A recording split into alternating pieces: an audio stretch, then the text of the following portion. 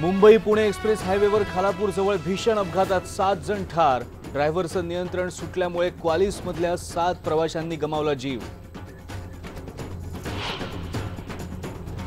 Comrade Pansare हत्या प्रकरणातील संशयित समीर गायकवाड होता रुद्र पाटीलच्या संपर्कात। सूत्रांची माहिती, रुद्र पाटील हा मडगाव बॉम्बस्फोटातला फरार आरोपी। सनातनवर बंदी घालण्याची मागणी हास्यास्पद। सामनातून शिवसेनेचा सनातनला पाठिंबा। हिंदुत्वाला बदनाम करणाऱ्या सुपाऱ्या वाजवू नका, सामनातून दिला इशारा।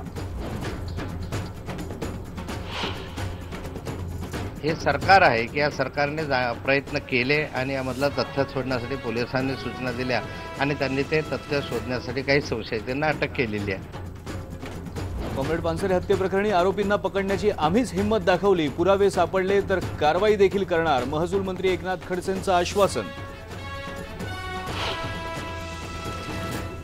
मोहन भागवत यांच्या आरक्षणाच्या फेरआढाव्याचा मुद्दा भाजपनेच काढला खोडून। आरक्षणावर फेरविचाराची गरज नाही, रविशंकर प्रसाद यांचं स्पष्टीकरण। परतीच्या पावसामुळे राज्यातल्या धरणांचा जलसाठ्यांमध्ये चांगली वाढ, पण यावर्षी उजनी धरण 100% भरण्याची शक्यता कमीच। गेल्या महिन्यात कोरडा ठाक पडलेल्या हर्सुल धरणाच्या पाणी साठ्यात किंचित सुधारणा।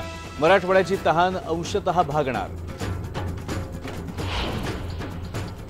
पुण्याच्या शिरूर तालुक्यात जमिनीच्या वादातून एकाची हत्या। नराधमांनी मृत्यूनंतर जाळलं प्रेताला।